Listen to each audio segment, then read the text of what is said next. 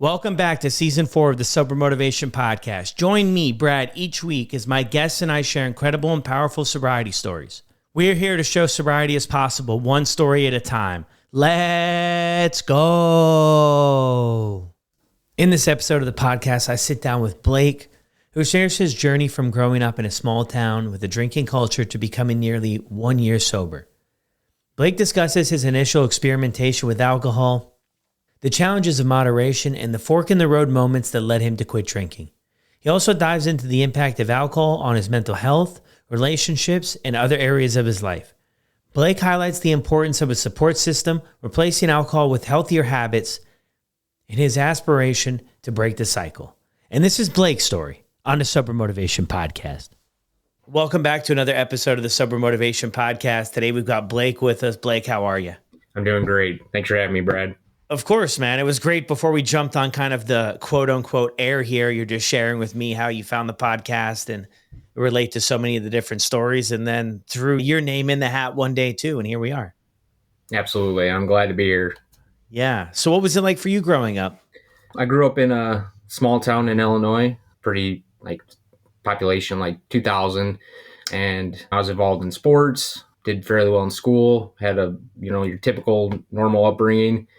I got two brothers, and high school was great.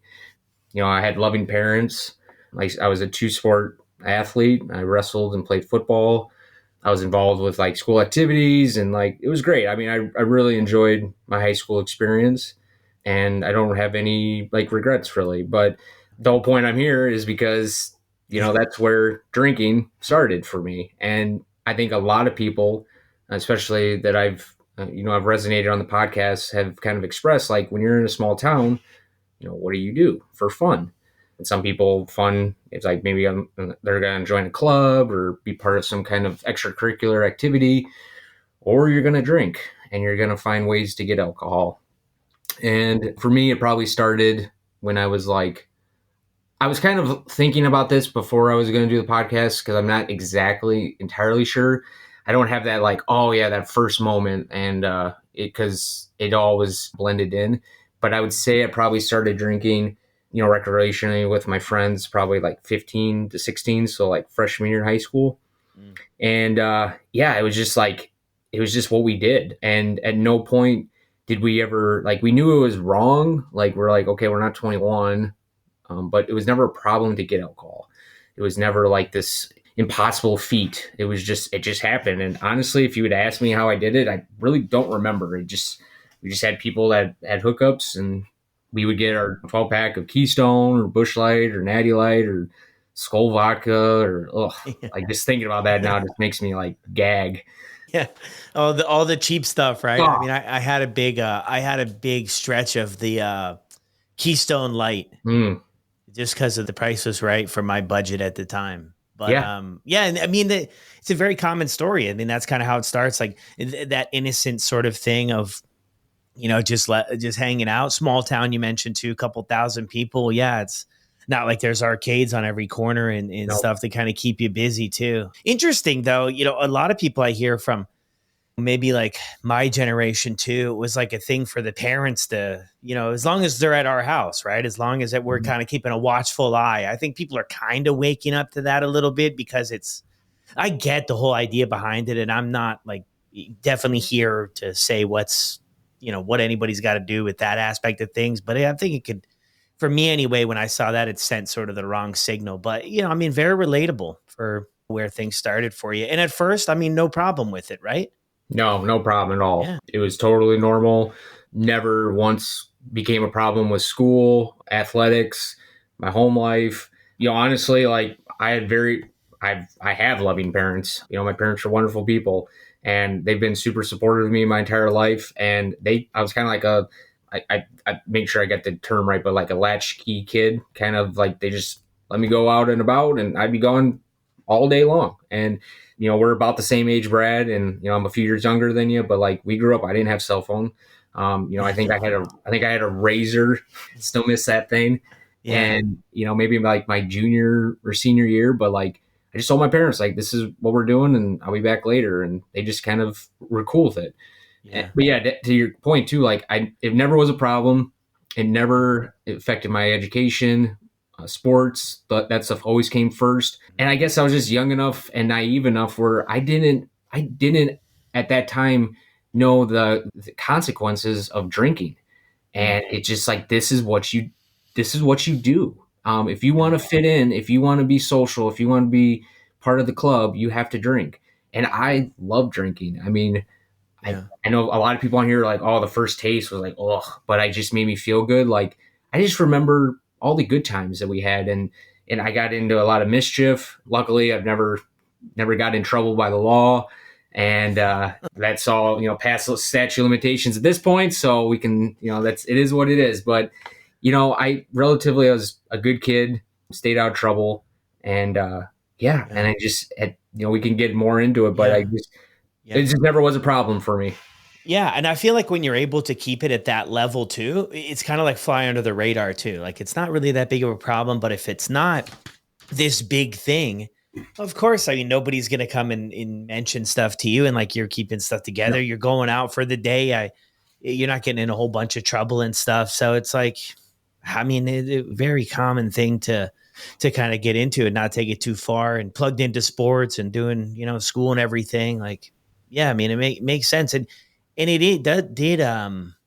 did offer that sort of way of connection. I think that's one of Mhm. the big things that a lot of us, maybe get attracted to. I sure did anyway, being able to meet people because I just picture it. I would go to parties and I don't know anybody there. Like I'm like, we don't really have anything in common. And No. by the end of the night, you could kind of be best pals. I mean, not Mhm. like, lifelong friends, but could we have done that at 17, 18, 19, sober, like hung out with people for 4 or 5 hours? Like, I don't know. Would have been tough, would have been awkward.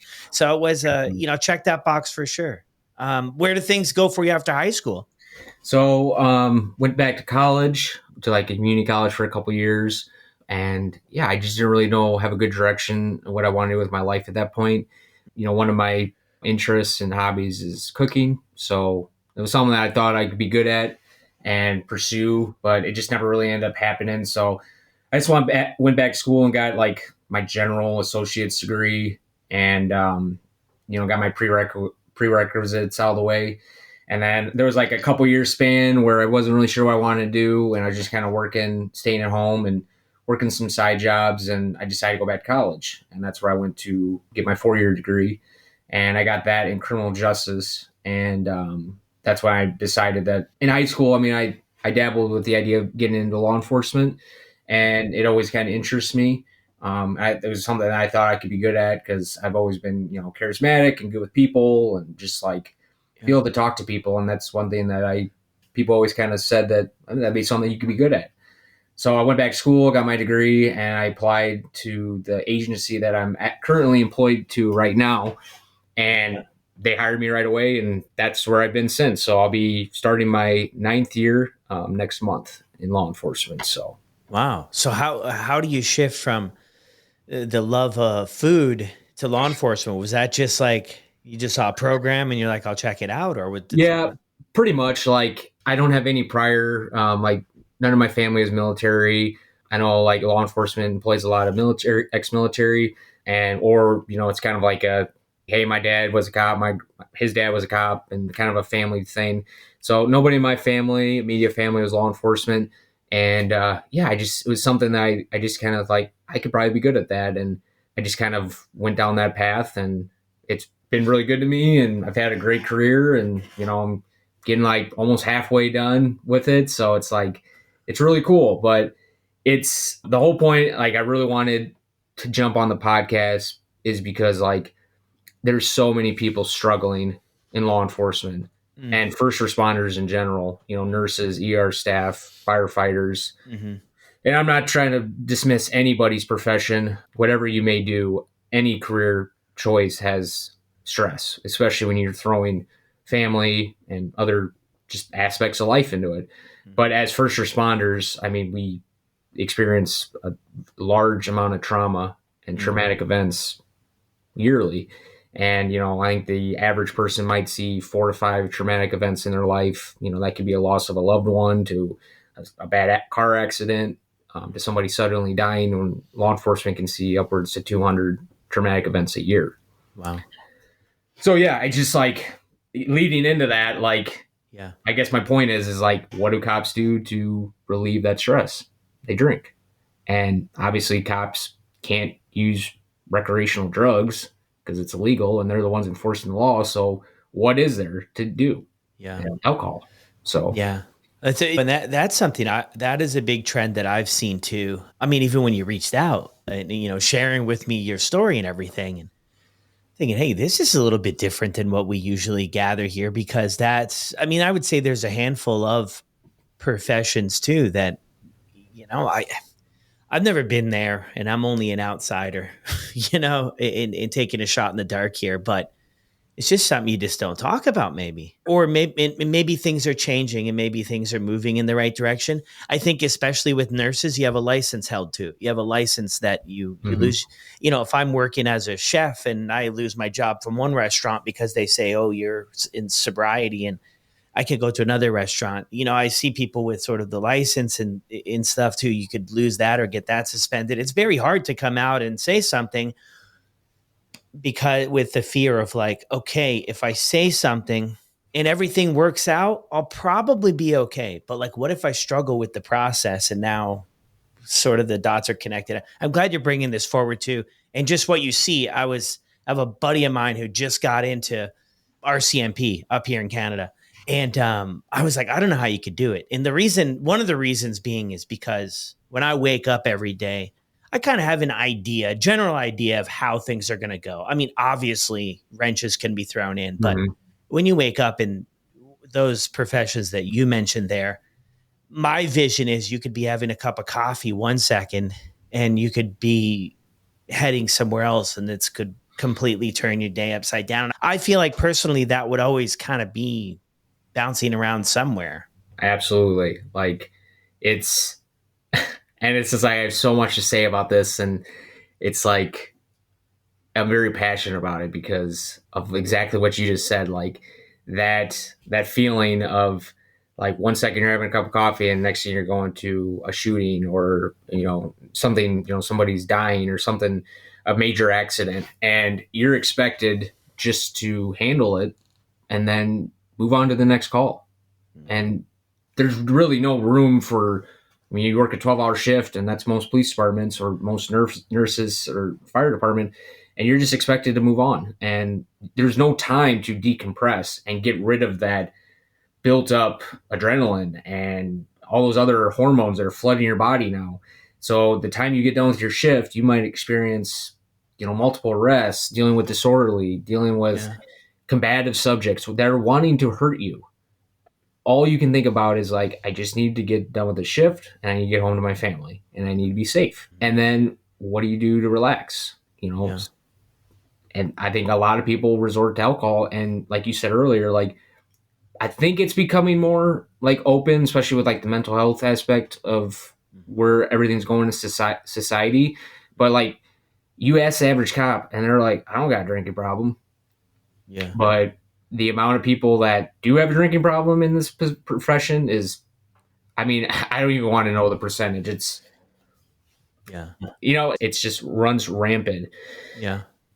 Is that when you started this, right? You come 9 years, I think you mentioned there, just for like a timeline. Is that when you noticed things start to pick up for you as far as the drinking, or was it before that, college or? No. So I would say I have a specific date in mind where it all kind of shifted for me. But I would say probably the first 5 years of my career, it never really was a problem. It was like, you drink, you binge drink, you drink all weekend, whatever it may be. And then, you'd wake up and you'd have the physical side effects and, the nauseous feeling, maybe throwing up, just lethargic, the typical physical hangover. But it never weighed on me. And, it's just what I did. And, it's every weekend, like hanging out with the guys or going out with, my girlfriend at the time, who's now my wife. And we would get drinks and get dinner and, anything we did, it was all based around drinking and every social aspect. And that's the problem, is everything for adults, revolves around drinking. You go to a sports game, there's drinking. You go to a family event, there's drinking. You go out to dinner, there's always drinks available. So it never really was a problem up until then. But then probably about 4 years ago, I had my bachelor party, and we rented this riverboat, and we were up like on the Mississippi River, like in between Minnesota and Wisconsin, and it was a great time. It was like me, my closest friends, and my dad and my father-in-law showed up with my two brothers. So it was a big group of guys, and I wouldn't say we like got crazy, but I mean we drank every day, and we grilled out, and we just had a great time. When I got back, I had this feeling of like dissociatedness. Like I almost thought I was like hallucinating, because like I could still feel like my body swaying, and I know that's from like being on a river boat for 3 days straight, so your equilibrium is going to be all distorted. Yeah. But that feeling I had of like being dissociated and not being able to like talk or think really scared me. And I was like, whoa. That was like the first time where I was like, okay, something's going on here. Yeah. And since that point, every time I would, binge drink or drink during the weekends or 2 or 3 days in a row, that feeling would come back. And I just dealt with that for a few years.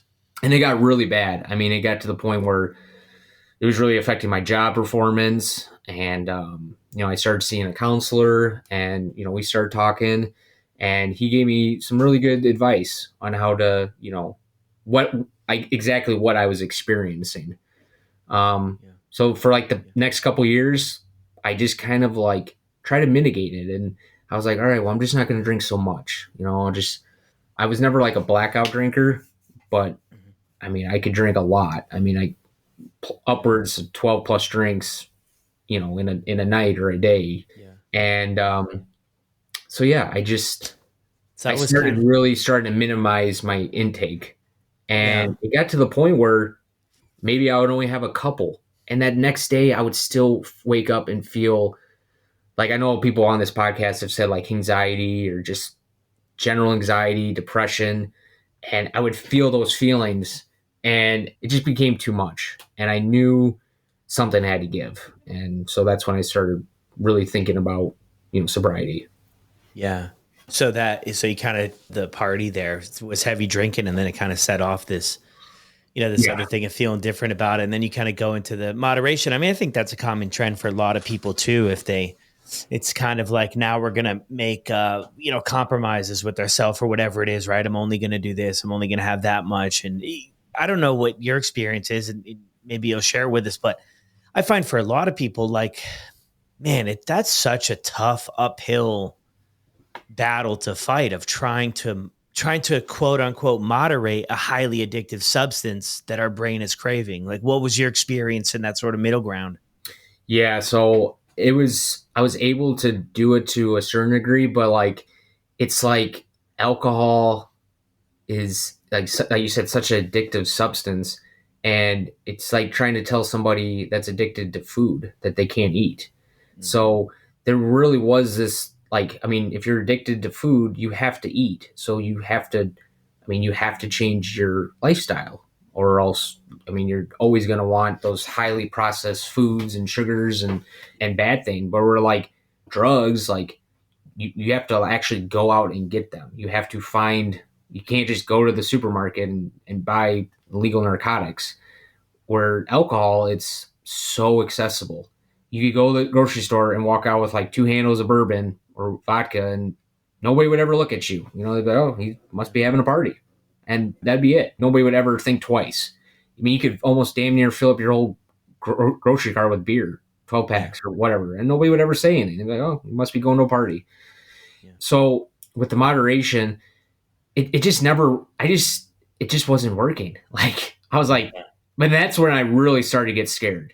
I was like, okay, this is a problem, because now I'm even limiting my intake to maybe a very small amount, and maybe more recreationally, rather than just like coming home and like having a beer to like relax. And even that small amount was still like a weekly thing, was still causing the same effects as if I was in my, really high binge drinking days. Yeah. And I know when I was talking to like my therapist, I would mention, I was like, and I've heard this so many times on the podcast, like, oh, could never be sober. It's impossible. Oh my God. Like if I could just enjoy a drink, like if I could just go to a winery and have a glass of wine with my wife, or a nice steak dinner, or if I could enjoy a bourbon, like, or just like a nice IPA from a brewery. Like there's nothing wrong with that. Like, Yeah. come on, man, just one drink. Like, what's the big deal? Yeah. And it still wasn't an option because I don't know where I heard it, man, but like somebody said, like, I have enough evidence to know that I shouldn't drink. And I've proven that to myself time in and time in it again. And it's like, I have enough evidence. Like, I shouldn't drink. And that doesn't make me weak. It doesn't make me, like, quote unquote, not, normal, not normal. Yeah. But I just know what it does to me. And it just takes too much. And, I'm just like, I'm into wellness. I'm into fitness. I'm into like, and it was just like, what am I doing to myself? I'm literally poisoning myself every day, almost every day. For what? For what? So like I can fit in. You know what? The biggest thing, the two things going into this past year, and I'll be sober here in 10 days. August 24th would be my sobriety date of 1 year. Yeah.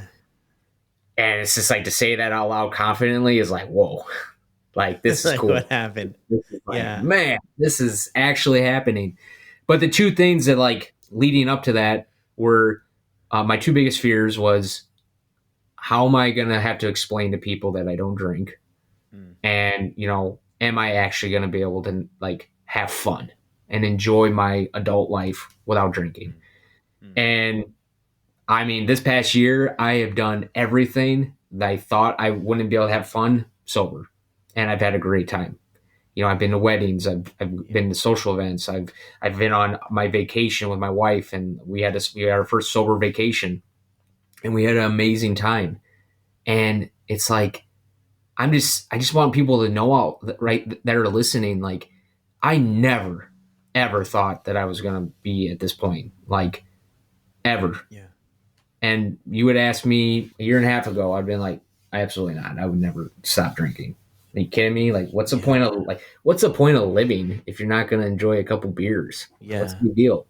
Yeah. Which it's so interesting you bring that up, because it's so true. Like, we have this, a lot of people do. And I mean, I was there too, right? Like, what is life going to look like? How am I going to connect with people? What am I going to do? But, all the scenarios, we could probably chat about those for just an hour, and how like none of that stuff that we're most worried about really ever comes true. But isn't it interesting to look back and, like, I don't know, maybe we call it brainwashing, or maybe we just call it playing small, or we come up with another thing for it. But how did we get from the point in high school just drinking to whatever, just connect with the boys or whatever it was, have some fun, and maybe chase girls around? Who knows what we were doing? But we go from that point to a point, a decade or so late, or even less than a decade for you, and it was for me too, to where we end up at this spot where living my life without this is impossible. Like, you know what I mean? Doesn't it, on this side of things, doesn't it sound a little bit madness?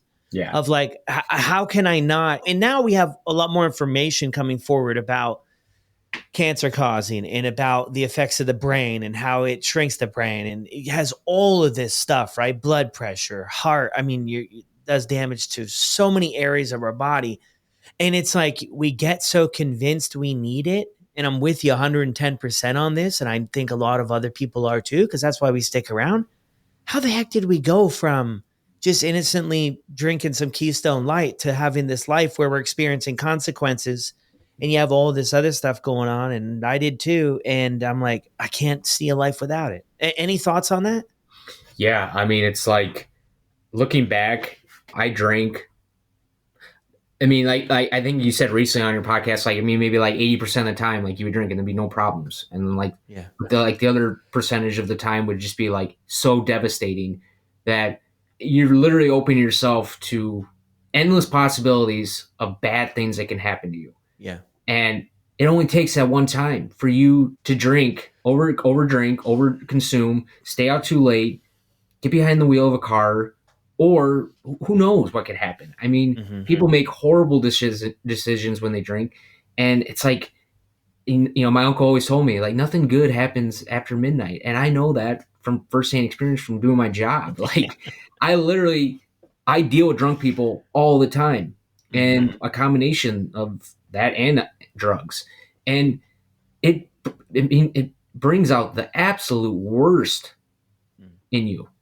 And I mean, it was doing that to me. It Mm-hmm. was affecting my marriage. It was affecting my social setting, like my friends. I mean, and we could really go in more into the mental health aspect of this because I'm a Yeah. huge proponent of that. And I mean, Yeah. I guess my message is I'm not just trying to be like, hey, I had a drinking problem and like it was affecting my job and I just wanted to quit drinking, so I quit drinking. But I just wanted to highlight some more of the mental health aspect. Like, Yeah. it was destroying me, man. Like, I'm a very introspective person. I'm very thoughtful, and I'm very cognizant of my body and well-being and fitness and spirituality and just like Mm-hmm. embracing this whole life that we are gifted, this wonderful life.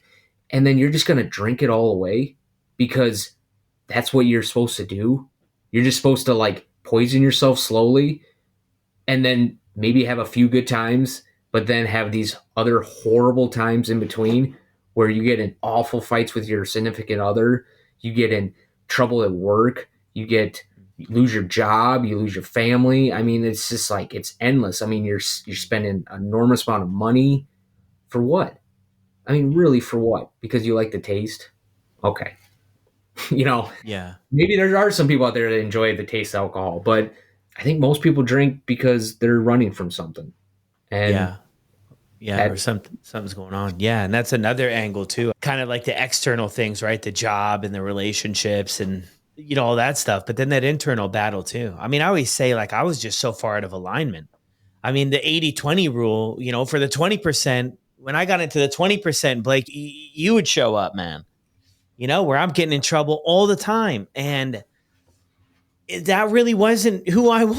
I I know, really wasn't who I was. It I know. never was. I never and I'm finding myself in trouble over and over again, and if I look back, it's like, okay, this is the common denominator with all this stuff. But then the other impacts on the mental health too. Like, I mean, a lot of people talk about anxiety. I think what we don't talk a lot about is how we feel about ourselves, because we're like I was mentioning there earlier, I was so far out of alignment with who I actually was at my core, the values and everything that was instilled in me growing up. And here I'm Mhm. living this kind of outlawish lifestyle personally. And I'm just like, every corner I look around, I'm like, man, this is so far from who I actually was. But people loved it. And I was like, well, I mean, I wanted to fit in so bad. I Mhm. mean, the time I got in trouble for the biggest thing I got in trouble for, crazy. I was reflecting back on this on my 38th birthday. It was selling narcotics to an undercover police officer and a buddy of mine. I wanted this guy to like me, man. Mhm. And as hard as that is to admit, the chaos that caused in my life, I mean, it turned out to be the best thing for my life. I didn't see it at the time, but it all came back to like a young boy, Brad, the young boy, wanting to be accepted and wanting to fit in without having any idea of that at the time. So Mhm. it really did for me, man. I ended up in some spots that made things difficult, but it has a huge, you're right, though. I mean, it has a huge toll on our mental health. Yeah, I mean, it's like it's and I appreciate bringing that up because I mean, obviously, there's been a lot of your guests that have got into some serious trouble because of this, and it's something that it's just so available. And like growing up too, like I never was talked to, about drinking. Mm-hmm. Hey, this is what could happen to you. Like, hey, like it's really amazing how we just kind of let young people just wing it. All Mm-hmm. right, well, go. Like we're not going to really tell you like the effects of alcohol or how much Yeah. you really can drink or should drink. Yeah. It's like drink responsibly. Like, what does Yeah. that mean? I Like, know. They got away with that marketing tactic oh, forever. Did you ever do the DARE program? No, never did the DARE program. When I started, they kind of like backed out of that. I know that was probably like more like late 90s, early 2000s. Yeah. Did they have a substitute of any sort? No, nothing that Okay. I know Yeah. of. Yeah. I know even there too, it was really like, I mean, I think I always give people the benefit of the doubt, right? They did the best they could with what they had, you know? Like that's what I often try to do. But it was really focused on like, from what I took from it is just say no. That was like the Mhm. whole thing. I think that's the big campaign kind of all around the US at the time was like, just say no to drugs, you know? But Yeah. I don't think at that time they were they were really putting alcohol into the same category. Even sometimes now people will be apprehensive a bit, right? Of alcohol as a drug. And it's like, yeah, I mean, of course it's a drug. It's just Yeah. one you buy at the store. But their whole thing was just say no, which I mean, I get there was benefit to that. But my problem is like, okay, I would already not then because I was grade 5, I did that. But when I started to slip, like I didn't know what to do. I was like, okay, Mhm. I know I'm leaning on these substances, you know, alcohol being one of them more and more. But I was just like, I don't know really where to get help at. When I was on probation the first time when I was 16.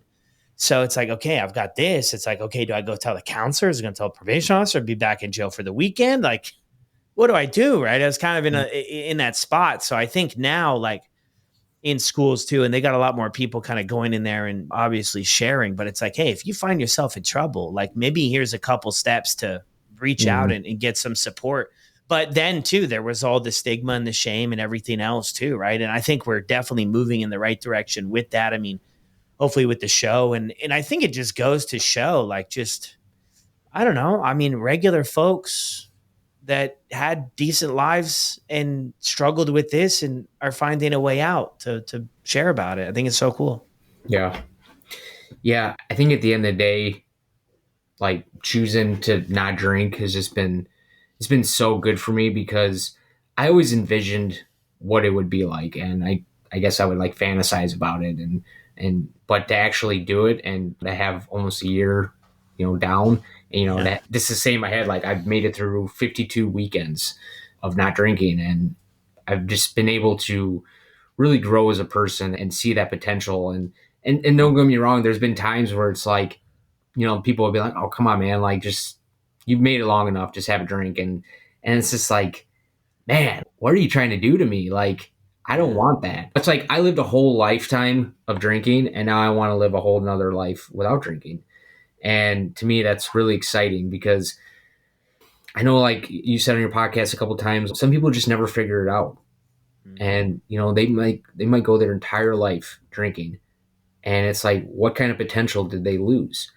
And I just think the message to get out there is that it's so important to stop, just to stop. Like, find that support system, go to a meeting, listen to this podcast, talk to somebody, talk to a therapist, Yeah. because it's possible. And I'm proof of it because I'm somebody that was always hyper aggressive. Like, I just live a very intense lifestyle, and like I'm always open to things. But I was like, that's the one thing I'm never going to give up because Yeah. that's what I'm supposed to do. Like, that's what I do as an adult.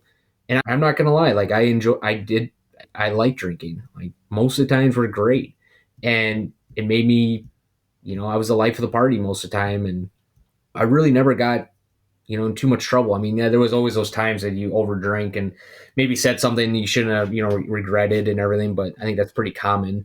Fortunately for me, I never got in any trouble with it, and never had any, health problems due to it. Yeah. But other than the mental side of it, where it was really causing a big riff in my life. Yeah. So What did your wife think about all of this when you brought it up to her? Did you talk with her like you were struggling with it or oh yeah, she definitely knew, and she's been like super supportive through this entire process. uh, And when I first met her, she didn't drink. She came from a pretty tight knit family. Her parents, rarely drink. Her brothers don't drink. She was in band in high school, so while I was out going to barn parties and raising hell, she was like, donating her time at the church and going to band camp, and like we lived two totally different high school experiences. So when we first met, I was drinking. I was payday of my drinking, and I kind of brought her on board, and we had a lot of fun over the years. A lot of fun. It really we had a good time with it. But towards the end, it started to get rough. And, when you drink, it just opens up vessels that allow you to say things that wouldn't normally say, or get in arguments. And it was really starting to wear on our relationship. And when I told her, hey, I'm gonna try this, and she was really supportive. And she actually, unbeknownst to me, she just kind of jumped on board one day, and I was like, it was so funny, man, because like when I first started this, my biggest thing was like, okay, I'm not drinking, but if you're around me, I encourage you to drink. I'm not gonna like, don't drink because of me. And if people would come over to my house, I'd be like, hey, I'll make you a drink. And that's so crazy to say now, to actually like literally have the thing in my hand and give it to somebody. But I never was tempted by it. And I think that helped to kind of break away from that attachment to it. And so she just told me one day, I asked her, like, hey, do you want anything to drink? And she's like, no, I'm good. And I was like, when was the last time you had a drink? And she's like, oh, it's probably been a few months. I'm like, holy crap. Like, so yeah, I don't know for sure, but she's got to be almost like that 8 or 9 month mark as well. Wow. Yeah. I mean, it's like, that's it's awesome. Cool. Yeah. I mean, because I think everybody has their own story, obviously, but it can be challenging too, right? If you're, especially if you're married with somebody and, everybody's drinking can look a little bit different, right? Some people might lean more into it, some less, but I think it's great to be on the same journey. I mean, I just look at drinking as just really just a waste of time. I don't know. I always thought it was, I always thought it was what brought me together with other people, what connected me to other people. Like this was kind of the bridge from like maybe my awkwardness and stuff. This was a bridge. I drank some alcohol and then I'm like, can connect. But I look back and I'm thinking I was more disconnected in my life than I have been throughout my sobriety. I avoided the difficult times, and I mentioned it a lot on the podcast, and I think there's some importance to it. The longer we keep alcohol around, whether it's a problem in our life today or tomorrow, the more we lean on it, tough day, relationship, family member, something happens, the more and more we lean on it, I think we're really opening ourselves up to like maybe that one big event away. Cause I've heard the story so many times on the podcast, right? People keep it around. Probably they're doing all right, right? They're not having any big blow-ups in their life. Things are rocky, but whose life isn't a little rocky at times? But they have one thing happen, right? One thing kind of out of the blue, could be traumatic in a sense. And then it's like, okay, alcohol has been here for me, and it's like leaning more and more, and then you can really pick up speed. But that's cool. So walk me through sort of the end, the last week. I mean, how did you get this thing going and all of that story there? Yeah. So one of the last times I really did drink, I was with a couple friends, and we're at this bar, and like I don't know, like they knew leading up to that, like I wasn't really drinking, like, or trying to drink, but we just ended up drinking like an absurd amount, like just like it was just like a shot fury, and it's like I don't even remember. I mean, I remember, but I don't really recall exactly. Like I remember just like getting home and like waking up the next day and just being like, okay, what's going on? What am I actually doing? And I just say, you know what, enough's enough, and I'm just gonna go.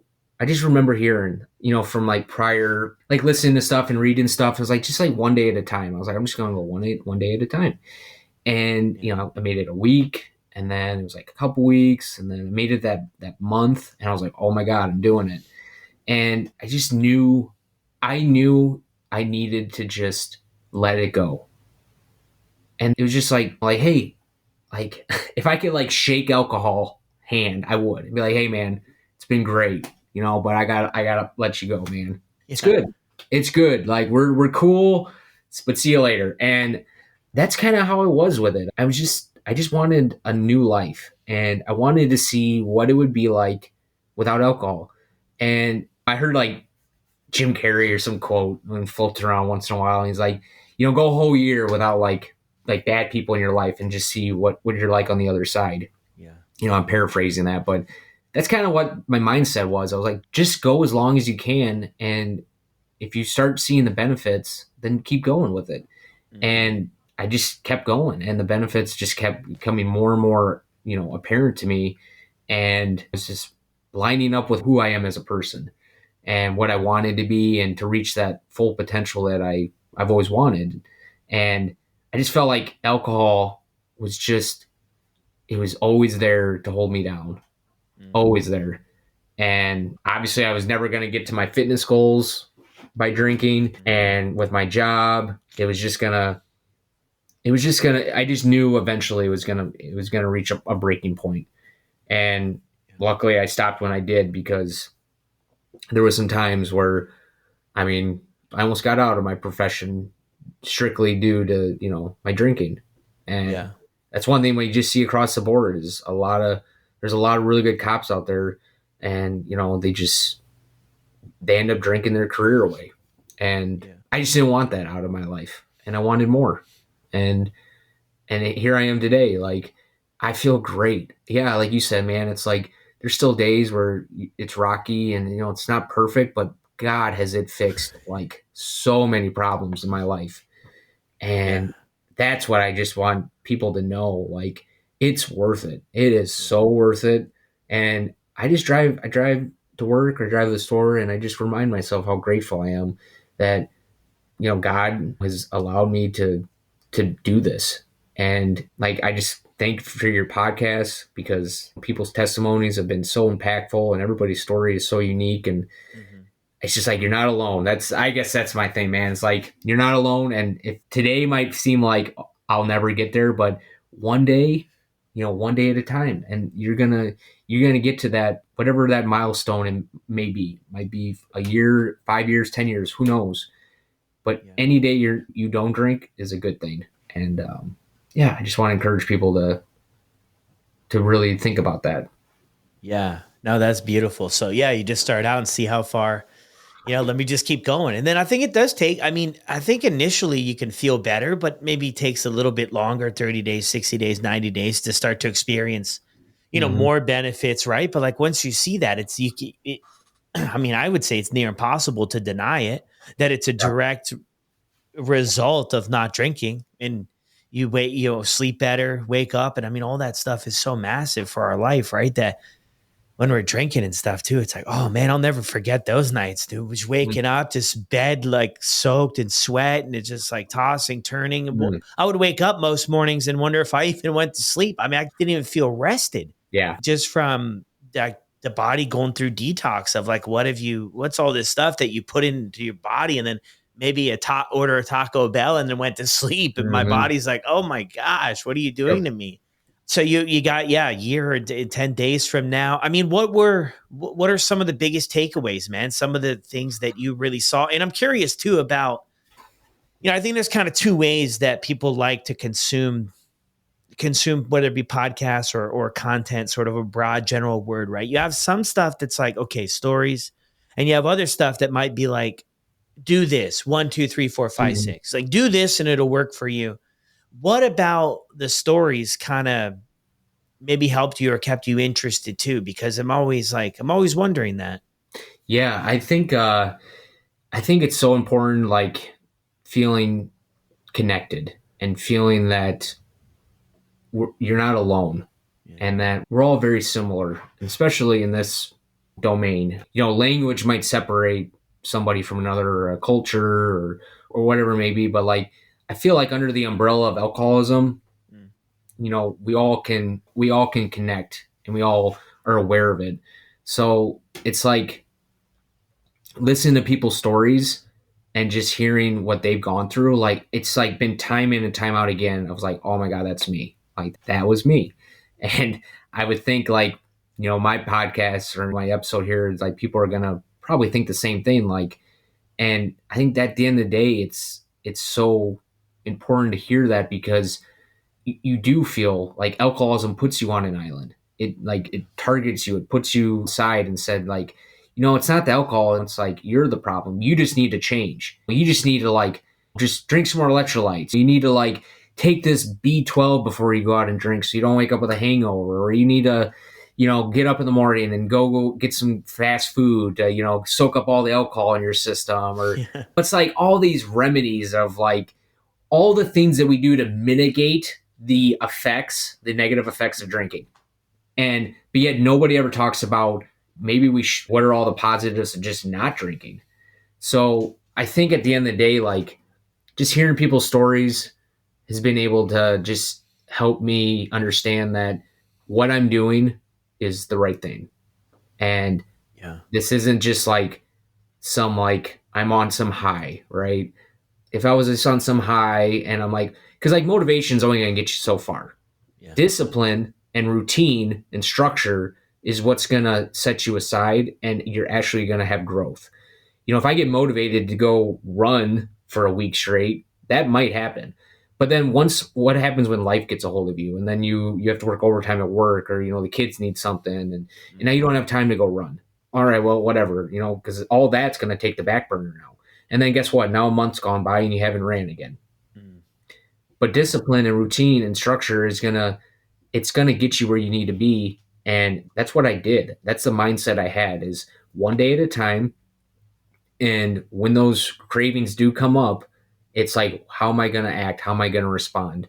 And, I just constantly absorb your podcast, because it was just like, it was almost like that motivation and that routine would get me about a week or two. And then I would listen to another episode and it was like, oh yeah, that's right, man. Like, I'm doing dishes around the house, doing chores, and I got my earbuds in, I'm listening to your podcast. And it's like, it just reminds you of, like, no, you're doing the right thing. Just keep going.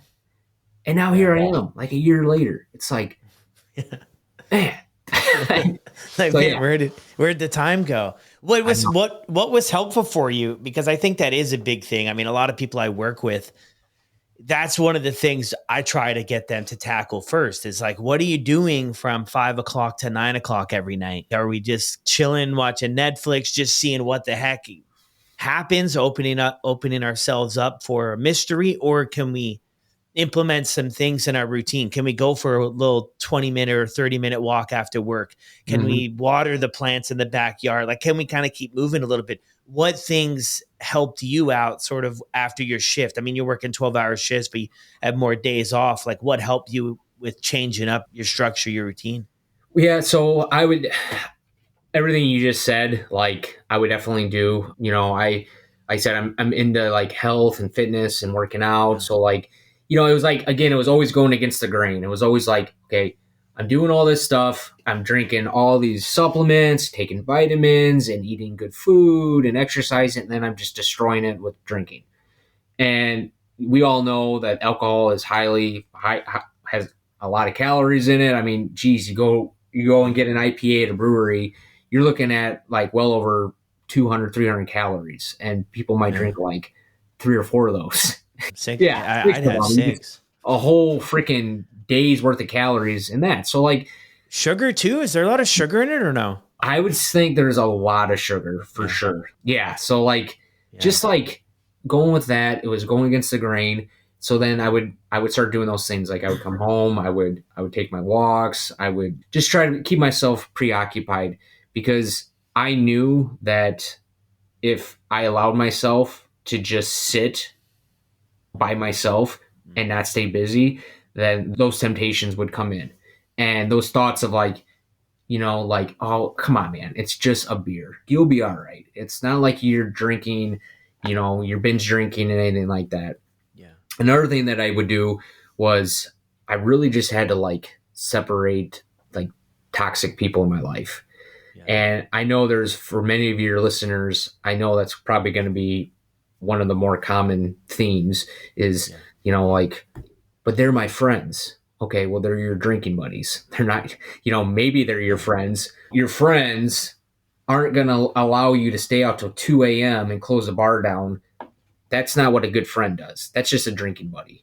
Yeah. So me and my wife just basically started saying no. And at first it was kind of awkward and hard, because, we were always game. Like, oh yeah, we don't got kids. Let's go party. And we just started saying no. And just, it's amazing, Brad. Like, all those people that I thought were my friends are like, they sure don't seem like they reach out to me anymore, which is cool. Yeah. Which is cool. So it's all good. I have nothing but love. Like, right. I'm not trying to sit here and say anything bad about anybody. I just think that's really important, that you need to start thinking of what's important to you. And these people that you think are your friends probably aren't really your friends. They're probably just want to drink with you. Yeah. Yeah. And I love that point too. Even for my birthday yesterday, 38, right? Having the cake, and my wife's like, who should I invite over? And I'll be honest, man, the list is not long. I don't keep a big circle. No. And I always remember this quote that that I saw somewhere, and it said, I had the most friends when I was the worst version of myself. And it always hits me, man, for those events and stuff, when I was drinking and partying. I mean, we had birthday parties, yeah, big bash, right? Mm-hmm. Like it was like, wow, this is great. Yeah. Like I'm so cool. Mm-hmm. So I'm telling myself, and I was like, it had nothing to do with that. But that quote kind Yeah. of stood out to me of like, I had the most friends when I was the worst version of myself. And yeah, I think it is, but I think that, Blake, that's really hard for people. Some people I talk with them, they might have been pals or whatever it is with these people for decades, but I think if you peel back the layers of the onion, it's like, yeah, I mean, who's like letting you self-destruct in your life, and Yeah. who's holding you accountable to do better? Those are the conversations I crave today. Oh When I yeah. kind of dropped the ball with something, and my buddy's like, hey man, like, I mean, I think it was great you tried, but like, I think you got more in the tank. I think you could do better. I think you should go about something that way instead of maybe the way that you did. Or like when my wife mentions it, like, hey, maybe this is a different approach we can use with the kids. I mean, when I was drinking that stuff, I hated that stuff. I was like, guys, nobody tells me what to do. Now I'm like open to it. Yeah. And I can, those are the people I want in my life, basically, a long story short. But I think I mean, we always see that popular um, self-help quote, right? You're a result of the 5 people you hang out with. I think it's spun a couple different ways, but I think we all get the idea is that people we hang out with most translates into our life probably a lot more than we realize. And I think that this strategy, and I think this was Jordan's sort of way going into it too, right? It's like this way of kind of withdrawing a little bit. I think Mm-hmm. there's something extremely healthy about doing that to find out where you want to go next, maybe. Yeah, I lived one life and now I'm living this other life. And to me, it's still a little unreal that it's like this is possible and it's a thing, because drinking is just like that's what you do, and across the board. And again, I mean, there's reasons why people drink all the way until the day that they die, and because I just don't think we talk about it enough. And I think the more we can advocate to people that you can have fun without drinking, Yeah. you're going to have more fun actually when you don't drink. Yeah. Yeah. Actually, I mean, some people, if you said that to, you might as well like throw up like the crucifix. They're gonna be like, "Oh my god, stay away from me!" Like, you kidding me? Like, Yeah, there's an no. alien. There's an Yeah, alien. yeah. It's like, come on, like Yeah. seriously, and I think that's something that, like, I think once people understand, like, and that's why, like I said, these testimonial based podcasts is like just hearing from people being like, I never thought that that would be me, and here I am to say that it is true. It can happen. And other people might need some more support, and that's fine. Sometimes people just have to white knuckle it and just get through it. And like, I know you always mention, like, there's got to be a phase where you just don't drink. You have to get over that physical addiction, and then from there, it's all about mindset and growth mindset and choosing how you want to live the latter part of your life now. And yeah, so it's like I feel like anything's possible now. I feel like when I was drinking, everything was hard. Everything was like one crack away from just blowing up. Like my entire life, I felt like I was always walking on eggshells. I always thought that, it was like, I was almost like, pray at night, please, like, let me just not wake up and feel that horrible anxiety, that horrible depression, and knowing I have to go to work and I have to literally, like, life and death situations potentially. And like drinking was just like ruining my brain function and my clarity and my mindset. And like, it was like almost like every day it was just, I just didn't know what to expect. And I didn't know if there would ever be like any relief from it. And so I just started to like moderate, and it just got to the point where even having a couple was just, it was still too much. And I just had to stop. I had to let it go. And man, I'm just so glad that I was able to do that. And Yeah. It's interesting too there with the moderation. I mean, let me know your thoughts on this too. And then we'll head towards wrapping up. But isn't it easier? Well, I mean, this is my thought, and then you can share your sort of thought on it too. For me, it's easier to have none by a million light years than it is to try to have one. I think yeah, that's what people in my life today, if I meet new people or whatever, I don't really get it. Like just have one. But maybe years ago I did and just have one. And it's like, I literally have no interest, and yeah. I just don't have any interest in having one, but what are your thoughts? I mean, as far as like how difficult moderation can feel as opposed to like just not having any.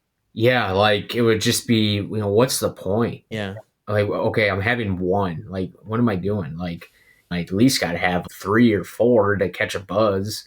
And Yeah. then from there, it's like, all right, now I got your buzz. Now it's, oh man, I don't want the party to end. Like, geez, I've already drank this much. I might as well just keep it going.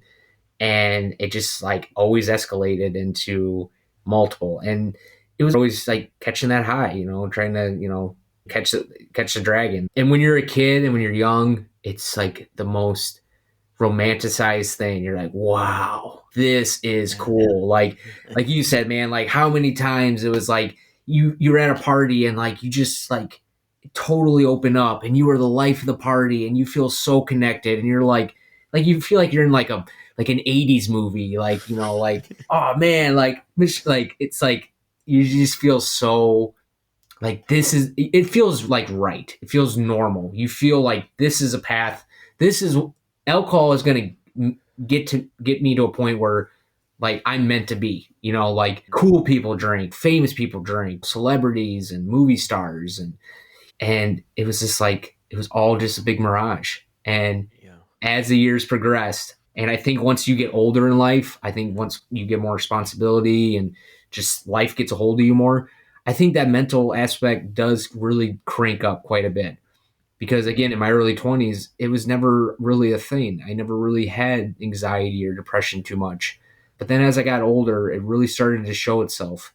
And it was just becoming so apparent, Yeah. and it was a direct correlation. And as soon as I like unplugged it, yeah, I still have, bouts of some mild depression, anxiety, and where I live in Northwest Illinois, it's like we have some pretty harsh winters, so it's seasonal depression. And but it's like I think that's pretty normal. I think just being a human is a Yeah. crazy, crazy thing.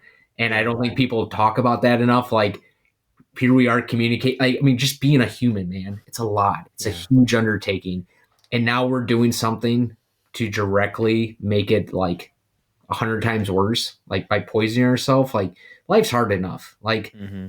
just be kind to yourself. And I think sober mindset and the sober life is just such a better way to live. I really do think that at the end of the day, it's just the way to go. I really believe that. Yeah. Well, and too, I mean, you bring up the point there, like life. Yeah, I mean, life's going to happen sober or not. But I feel like you relatable from hearing your story too. Things are a lot more manageable on this side of things. Drinking is very unmanageable. One thing can come up and it can derail us completely for Mhm. weeks or months or wherever. Sober, what I find anyway is okay, stuff comes up. There's no running, there's no hiding, there's no escaping, there's no avoiding. We can use like healthier tools of meditation, journaling, exercise to kind of help us cope in those moments. But we don't have the alcohol to just check out for the night. So it's one way or another, we've got to get used to working through the difficult things. But in doing that, we become more equipped to work through the difficult things, other than the avoidance that I think alcohol, Yes. the opportunity it offers us, right? You think about stuff happens and we go to the bar, we go for a party, or at the funerals everybody's drinking and da da da, da all that stuff, right? And it's like, because then we don't, when do we get the chance to process what the heck is going on? I mean, sometimes we do, sometimes we might not for years to come. Any closing thoughts, Blake, about anything here? Yeah, I think the big thing I wanted to just remind people is that it's so possible to do it. And if you have any you know indication that you have a problem, I think it's time, and whatever age you are right now, and I think it's worth giving it a shot, because I specifically remember saying, like, I would never be sober. Like, I might have a drink once in a while, but I would never be sober. And here I am today, and to me, it's like the only way to go. And so Yeah. it's completely possible. And, like, to your point, Brad, like, life is going to happen regardless. Things are going to go wrong. You are going to have death. You are going to have tragedy. You are going to have things are going to break. Problems are going to arise. And no matter what, you're going to have to deal with it. And alcohol is just going to make that worse. It's just going to magnify all those problems that you think are problems, when actually it's just part of life, and it's okay. And alcohol is just going to magnify it, and it's going to make it that much worse. And it only takes that one time for you to overdo it, that could have consequences. And to me, it's just not worth it. So I think, in closing, like, if you're wanting to quit and you're wanting to be sober, try to find something to fill that void. Luckily for me, it's health, it's fitness. So it was kind of counterintuitive for me to keep drinking, because I was literally poisoning myself. So that was a big motivator for me. But if you have other things that you want to do, like, share that time, fill that space. Don't just sit in a dark room and white knuckle it, because, I mean, that's not going to get you anywhere. And, motivation is only going to get you so far. To me, like, this podcast has been wonderful. I mean, I know I haven't spoken anything. I know I said I haven't been to any AA meetings, but I think the podcast alone for me has been very helpful. And it's something that's been able to keep me on track and keep me accountable. And, because it is my support system. Yeah. In closing, I just want people to understand that it's possible, and it's like, it's such a better way to live this life. I wouldn't change it for anything, man. And, like, Yeah. I'm very happy to be here with you. I'm very happy to share my story, and it's possible. That's all I have to really say. So yeah, I love that, man. Great. So happy we could connect, and we could probably go in this other area for a bit, but maybe we'll just leave everybody with this. If there is somebody in that spot about, we tell you all the time, all the guests tell you, I mean, this, like, you can do this, I mean, I don't think there's anything necessarily overly unique that us as people who are on this side of it, as opposed to people who might still be mixed up in it. Like, I don't see myself having any sort of, superpower or something. Yeah. I mean, other than sobriety itself, but I don't think there's anything unique to me where I was like, oh, I could get it. But then, say John over here, John is lacking in this ability, so he can't get it. I don't see it that way. I think what people have to understand is, like, you're in a spot right now where you feel it's impossible. Blake's been there. I was there as well. Mm-hmm. Like, just have a little bit of blind faith. Just say, okay, these two guys right here, like, they didn't believe, they thought it was impossible and they could never enjoy life without alcohol, without substances. And here they are, and they're telling us that they are. And Blake is not a paid actor, and I'm not either. So this is the truth. I mean, this is the reality of it, is that we never thought we could live a life without it either. And we are, and we're, like, actually living good lives that are meaningful. And not to say you weren't before, Blake, but I know for me, I wasn't, I wasn't at all. My life was not very meaningful. So it's just like, you were just pretending, it's like you're just buying yourself time. And that's where it was. It was just, you were buying yourself time, and it was, it really, it's hard to know who your true self is when you're always chasing that dragon and always trying to catch that high, and always thinking about when's the next time I'm going to drink. And I just think, like, like, having a family. Do you really want your, for me, and I know I'm kind of backtracing real quick, but, like, my parents were wonderful people. They are wonderful people. Like, I love them to death. But, like, they never really talked to me about that growing up. Like, we grew up in a household of, like, they drank and, like, they had parties, and, like, I don't want that for my kids.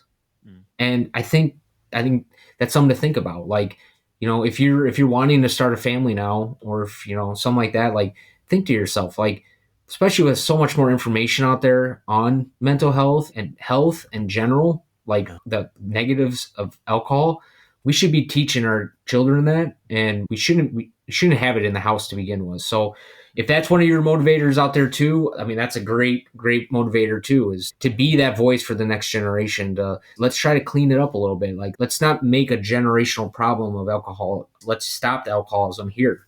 And you can do that by making that conscious decision to say, I'm not going to have alcohol in my family, in my house. And if my child grows up one day and they decide that they want to have a drink, well, that's going to be on them. But at least I'm going to give them the tools and the knowledge prior to them doing that. Yeah. No, I love that perspective, man. Well, thanks again for hanging out today.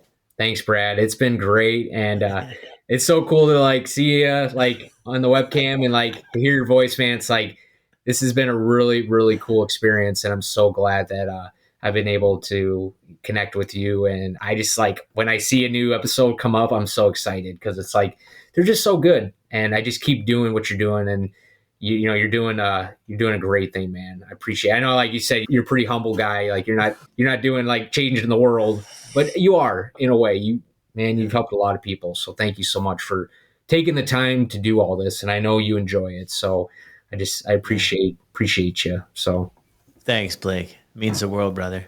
Well, there it is, everyone. Another incredible episode here on the podcast. Huge shout out to Blake.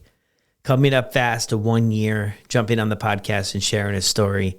Another incredible episode. One thing to take away and maybe think about, sort of had me thinking about it too, is that, man, even a couple of days before people quit sometimes, or a week before, they had no idea that was going to be their last drink for now. I don't have a crystal ball to say it's going to be forever, how the journeys are going to unfold, but that's sort of the reality too. And I know I talked about that in a previous episode about how things can change just like that.